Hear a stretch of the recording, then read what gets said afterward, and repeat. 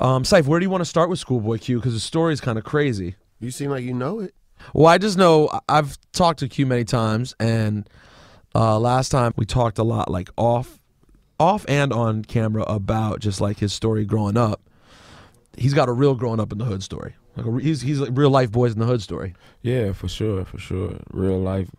I mean, but I had to transition to something different because that's not my life no more. You know what I mean? So I'm happy to be here and being a rapper now instead of having to wake up kicking it with the homies, worrying about what car drive by. You know what I'm saying? Looking at all these cars, now I get to chill. You know what I mean? When people staring at me now, they want to know, is that Schoolboy Q or not? You know, not is that nigga from whoop-de-whoop-whoop-whoop, where you from? You know what I'm saying? It's like more of a fan type shit. So I'm more at ease now with my life. Okay, so well, tell us this. Let's before we get to the present and all the wonderful things you have going on. What do you have a first recollection of when you, as a kid, when you knew that you were going to enter that world and be a part of like Rapping? no, Oh, gang shit. Oh, like I said, I tell people this story all the time. When I joined the set, it was an accident. Like my homie said he was about to do it. I'm like, I'm gonna go too. Let's go. You know Where do I mean? you go? Where does one like? What does that mean? When you go to the block where all the homies be at, or the homies could be on your block. You know what I'm saying? Y'all have a conversation, you get put on or whatever it is. You know what I mean? Like the homie went to the park, I followed him.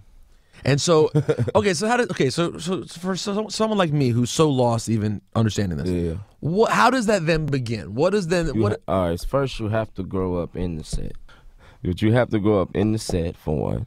For two, you have to know at least more than one person. You know what I'm saying? You got to be kicking it with them. Y'all went to school together or something. He know your mom or auntie or something. You know what I mean? And References, if you will, say. Okay, references. Yeah, and three, shit, you can't be no mark. You gotta have a little heart. You know what I mean? Some people, they be marks, they always get put on gangs. You know what I mean? Snitches and busters won't fight when the time comes or whatever. But I mean, it is what it is. Like everybody got busters, but he probably had heart that day he got put on. You get what I'm saying? But they People knew. have moments, because I had moments where I was shaky at times where I was like, I don't know if I really want to do this type of shit. But then when it hits the fan, I turn to a whole different person. You know what I mean? Some people fold under pressure and some people don't. Me, fold. But yeah, you just got to know people, and it's just something that you just do. How old were you? 12. Wow. And how did they know that you had heart already? Like, did you fight in school? I mean, yeah. I mean, we was all in a clique first, like a little gang called Flirts. Cause like it wasn't Crips or Bloods. We was just calling ourselves. We was like 30 deep. You know what I mean? And the homies wasn't having that no more. The older homies like, y'all can't keep running around our hood claiming this little clique. You gotta, you know what I'm saying? But we didn't give a fuck. Then the homies like, I'm about to go to the park, and like I said, I just followed them. Like, come on, let's go. So that was it for Flirts. Yeah, that was it. It was over. And which actual set did you claim? Fathers Hoover. And were there within your neighborhood? Is it all one set for the whole neighborhood? I mean, yeah, for my block. I mean, for my section, like, it's the Troubles, too. 5-1 Trouble Gangsta Crip. We like the same shit, Hoover Gangsta Crip and Trouble Gangsta Crip. They 5-1, we 5-2. It's like the same thing, you know. Is there Crip on Crip action that happens, too? Yeah, I mean, from different Crips sets. beef with more Crips than Bloods. Like, a Crip would rather kill another Crip than a Blood. Like, more than likely, depending where you at, your section, if you're closer to the Bloods. But the Crips are so deep in L.A., like, it's so many Crips. You have no choice but to feud with people that's 2 blocks down, you know what I mean? It can all start from, you call my mama a bitch, you called your mama a bitch, now I beat you up. And now they like, fuck that, we got beef now, you know what I'm saying? Like, it could start from something that small. Like. But if the beef was to escalate within Crips, is there then like a Crip hierarchy that would step in and be like, all right, this is what's going on? You got big homies that'll do that, but I mean, once it get too deep, it's too deep. Like, once one person dies, it's over. Like, can't kill my homie and think I'm gonna just be like, all right, wave the white flag, like, all right, we done, this going too far. Like, you already done killed my homie. I gotta get one of yours now. I'm not saying it like I've done that, but that's just how it goes. You know what I'm saying? So what age were you deepest into it? Like as a teenager? Yeah, you don't get into it till like really. I mean, a lot of people do it during high school, but I was still trying to be an athlete. I was banging the set, but I really wasn't. But like the crunch time of game banging really is from 17 to like 21. That's the prime of your career. That's the prime of your game banging because you grown. You get to hang out in the set all day now. You get what I'm saying? You ain't got to go to school for that 8 hours and come back. and miss out on a little bit of action. I mean, you in the middle of the action all day. You get what I'm saying? From when you wake up, walk to the store, you in action all day. Okay, so this is a fucked up question to ask, but on any level, at that point when you're that deep in it and you're you're a teenager and there's a lot of action, was it fun on some level? Like, was there an upside to it? Yeah, you know, you get used to the environment, you adapt to it, you adapt to your surroundings. You see people laugh when certain people get beat up bad, and you be like, you start off shaking like, dang, that's a little cold. Even though you hate him still, like, whatever, he got beat up, but I ain't about to laugh at him and stare at him and point at him and strip him down. You know what I'm saying? Like, none of that. But once you adapt to what's going on, like, you get numb to all that. You start laughing. Like, I got homies that are like, come in the house, that'll be like, you heard about whoop-de-whoop. He just died. And the homies just start laughing. Like, that's just how this gang life is. Like, but you still had to have that, moments when that happened at first, and you were like, that doesn't sound funny. Yeah, of course. Terrible. I mean, I'm a human being, right? And I know, but that's the thing. And through your music, you can hear that you're super smart and emotional. Yeah, like, so you had to feel that to an extent. Yeah, so like, it's like I said, it's not something I'm into no more. Like, it's embarrassing for me to even really be talking about it, like, in detail. Like, from me going to what I was to now, like, I look at it as like retarded. Like, why would I go and do all that type of stuff? Like, you know what I mean? Take time away from my daughter. But your daughter is such a huge part of your life. In fact, you just revealed the album cover. Mm-hmm. It's your daughter, right? Yeah. It's your daughter as you. Yeah, my daughter with the mean mug, my bucket hat. And your bucket hat. You know what I'm saying? I got a picture where I'm doing that. Like, it's an old picture where I'm young, and my mama took a picture of me. And I'm just staring at the camera like my uncles. You know what I'm saying? Because they used to be... With the OG pose. Yeah, girl. Like, I had an uncle that was in the pen or whatever, and I used to see all his poses. And he always used to stand like this, you get what I'm saying, with his head up, with his eyes low, like a real gangster. And I got a picture like that. I was going to use that picture for my album, and I'm like, nah, it'd be dope. The oxymoron in this album is that I'm doing all this bad to do good for my daughter. Like, that's why I'm robbing. That's why I'm stealing. That's why I you know what I'm saying, I done shot you and got on, you get what I'm saying, and took your car, whatever it is that I'm talking about in my album, negative, is always for a good cause for my daughter, you get what I'm saying. That was the oxymoron. Do you think, though, this is the same thing you and I talked about the first time we ever talked about drinking and driving. Mm-hmm. Do you think that people understand that what you're saying, and I'm going to say this, I think you actually have a fairly in tune and smart fan base who actually really is deeply into your music. Yeah. But do you think that they get it, that the stories you're telling is with a point to it, and not that you're actively doing that now or saying that should be done? Nah, I don't think they fully understand it. I don't think everybody do. Some people just like the music, you know what I'm saying? Because even though I'm talking about something, I could be done. It'd be like a record, like for a record like Man of the Year. Like, people don't even understand. Like, through my verses, it's nothing like the hook. I'm talking about L.A. You know what I'm saying? I'm not even talking about Man of the Year. You know what I'm saying? I'm talking about scenes and shit from L.A., how it goes down. You know what I'm saying? Home of the paid on the first and nigga going broke by the third. You know what I'm saying? Like, that's L.A. shit. Like, so Medi-Cal. My daughter grew up on Medi-Cal, you know what I'm saying? Where for 2 years, like, you know what I mean? Them little food stamps, you get a little couple dollars, you know what I'm saying? Then it's gone. You made a joke at Rock the Bells before it got fucking canceled. When you came out to do the Black Hippie set, mm-hmm. and you made a joke when you came on stage. You were like, "Yo, F Kendrick, it's time for Schoolboy Q. I had enough of that Kendrick Lamar." Oh yeah, you know, like totally joking around, obviously. Yeah. But the question is, what is it like to be the second dude in the crew when the first dude who comes out becomes the like biggest? Every day somebody goes, "Yo, what's up with your man? What's up?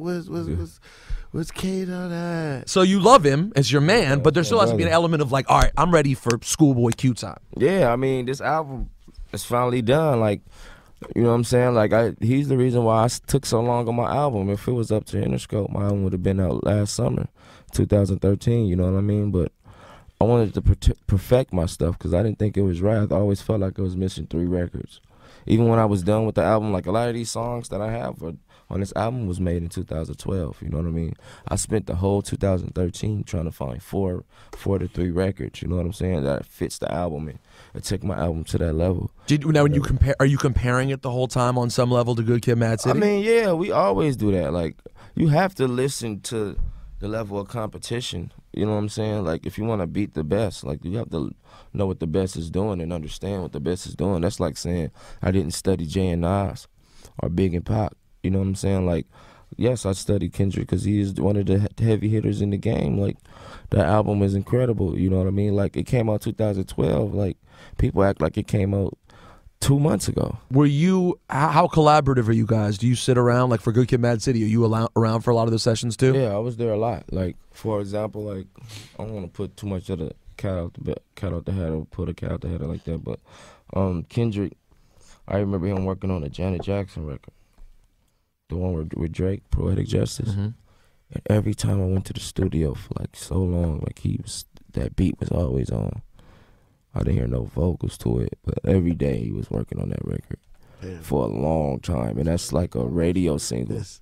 You know what I'm saying? That's just like a radio single. It's not even like one of them super concept songs like goes with the album. This is like, you know what I mean? Like for the radio, this is for the chicks. Like he took so long with that. Still to get that. You know what I'm saying? I don't think it was 16 bars that was in the verses. You know what I'm saying? Mm-hmm. Like, that just shows like niggas is really geniuses these days. Like, niggas is really paying attention to school. Ab-Soul say this too. Like, the best rappers usually wrote the best essays in high school, and I believe it.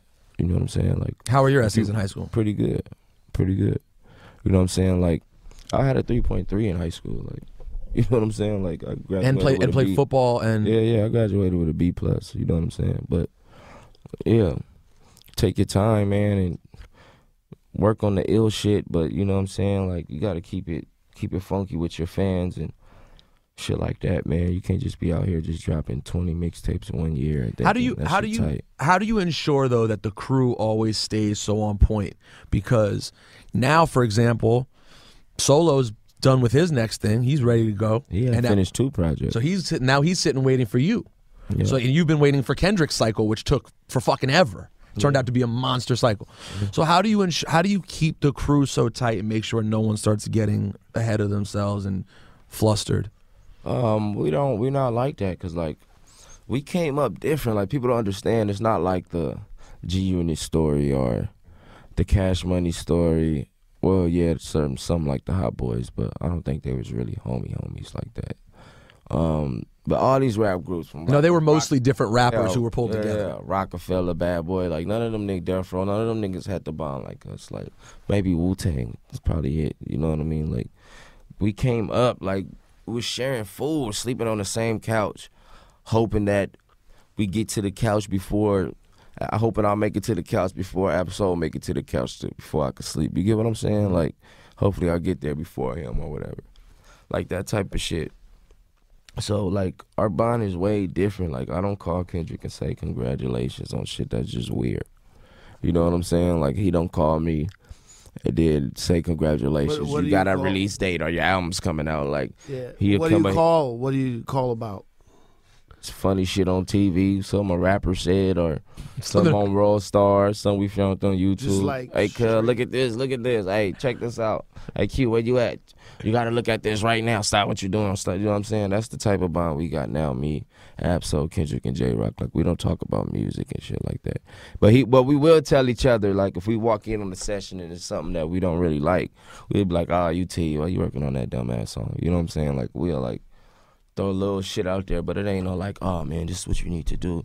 Oh man, if you just had this record with that record. We trust each other. We know we all seen each other's vision. We talked about our vision. What record did you have an argument about? Not an argument, but yeah. What's something you stood your ground with? Either his album or your album. They love this album. Everything. Yeah, they love it. Kendrick was just looking at my album because he did all my track listing for all my albums. Like, he put all my albums. He puts the order together? Yeah, like, I tell him what I would want here and there. And he always had put my album together, and he was doing it for this one. I just told him what I wanted next to each other or whatever, blah, blah, blah. Stuff like that. But he was just listening. Like, man, this album is just too hard. You know what I'm saying? Like, this is crazy. I mean, when I saw them at Rock the Bells a year ago, like, while Kendrick's album's still scorching, Kendrick, like I could sense the energy within the crew as his album was finishing. Like, no, this one right here. Yeah. Like, not saying that Good Kid, Mad City isn't the shit, but they were like amped about this one, which is why I'm so excited about Oxymoron, because I can sense from you guys that you think that this is clearly in that realm. Yeah, I mean, when I listen to this album, I think of Doggy Style. You know what I mean? There wasn't no rules to that album. Like, he didn't even rap on his first. The intro song, first person you heard was Lady of Rage. Like, you didn't even hear Snoop. I say that all the time. That's so crazy you just said that. I'm like, Snoop didn't even rap on his intro. It's G-Funk, and it's his first album. Yeah, the first album. album. That's so crazy. I'm glad you just said that, man. You know what I'm saying? Like, he had a single called Ain't No Fun If the Homies Can't Have None. Like, I feel like songs like that is not appreciated no more. Like, niggas is too soft these days. Like, you know what I'm saying? Like, you can't say you're not a share. No, I mean, I don't want to share with the homies. Nah, I mean, nobody really wants to share. Like, I don't think Snoop Dogg really wanted to share, but it's all fun and games. This is what we talk about. Right, this is our lifestyle. This is what we, you know what I'm saying? Like, we see a bunch of girls walk by every day. We'd say we just smash, but that don't mean we're gonna smash them.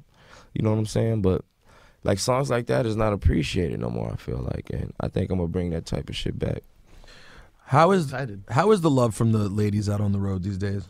Oh man, the chicks love. People don't understand. Like, a lot of my fans are women. Like a lot of them are women. Like, you'll come to a show and see like the same amount of dudes as you'll see girls jumping around and going crazy.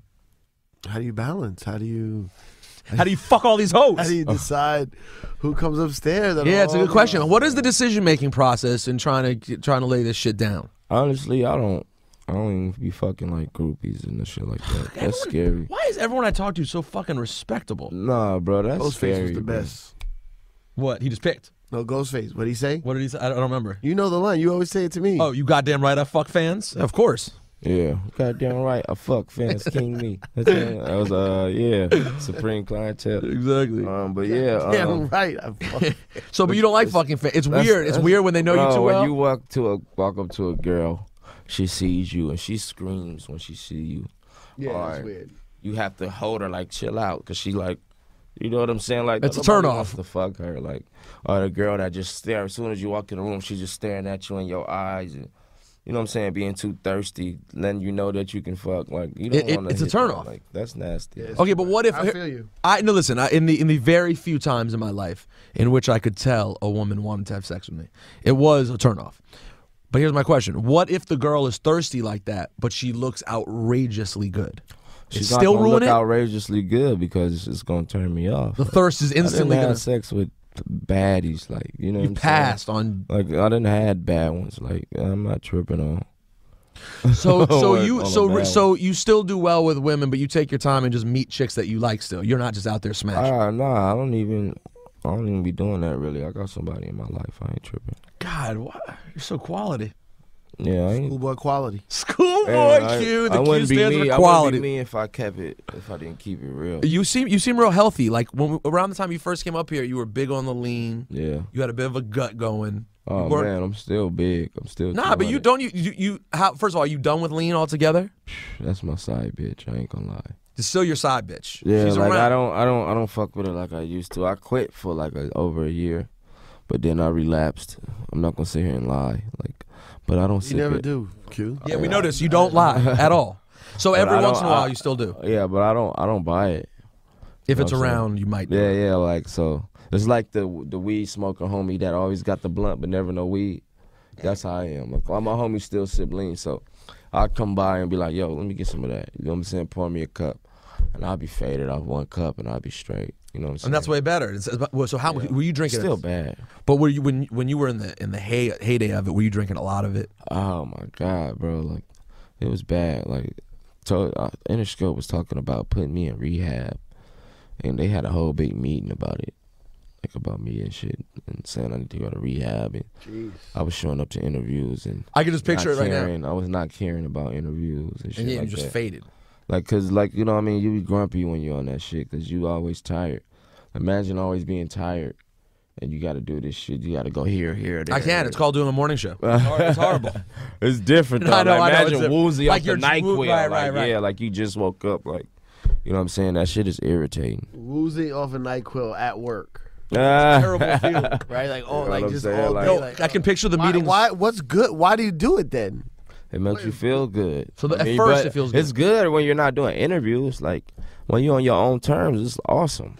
But when you gotta go around and still be productive, you like, yo, like this is. I'm really tired. I like talking to your bitch ass. Like, well, you so cute. How does it feel to have an album coming out? It's Fuck cool. you! Yeah, it's cool. Like, answer shit like that. Mr. Q, we see you've been working really hard on the album. Tell us a bit about it. Go fuck yourself, San Diego. You know what I'm saying? I just picture right now the Interscope meeting. We're like, we're worried about one of our artists. It's a Schoolboy Q, and like, what's the problem? It's like we brought a picture to show you, and just Q laying face down in an interview. They got an interview where I fell asleep. No. When Kendrick is rapping. Yeah, you can look it up. Look it up.